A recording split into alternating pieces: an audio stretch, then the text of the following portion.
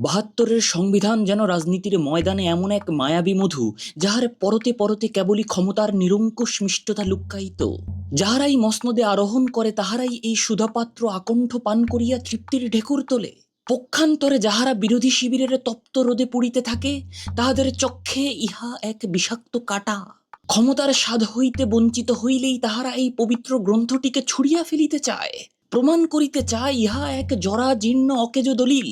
আশ্চর্যজনক বিষয় হইল, ক্ষমতার গদিতে আসীন থাকিলেই বাহাত্তরের সংবিধান রাতারাতি জনগণের পবিত্র রক্ষা কবচ এবং গণতন্ত্রের শেষ আশ্রয়স্থল হইয়া ওঠে। তখন দাবি করা হয় ইহার প্রতিটি অনুচ্ছেদে কেবলই জনতার জয়গান ধ্বনিত হইতেছে। অথচ সেই একই ব্যক্তিবর্গ যখন ক্ষমতাচ্যুত হইয়া বিরোধী দলে গিয়া বসে, তখন তাহাদের সুল পলকেই বদলাইয়া যায়।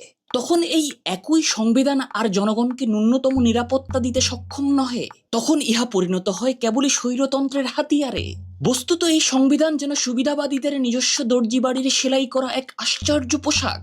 যখন যেই দল মসনদে আসীন হয়, তাহাদের ক্রমবর্ধমান রাজনৈতিক ভুঁড়ির মাপে ইহা অনায়াসে মানাইয়া যায়, কোথাও বিন্দুমাত্র টান পড়ে না। তখন ইহার প্রতিটি সেলাইকে নিখুঁত ও পবিত্র বলিয়া বোধ হয়। আর আমজনতা, তাহারা কেবলই এই মিষ্টতা আর তিক্ততার চিরন্তন রাজনৈতিক তামাশা নীরবে গিলিয়া যায়।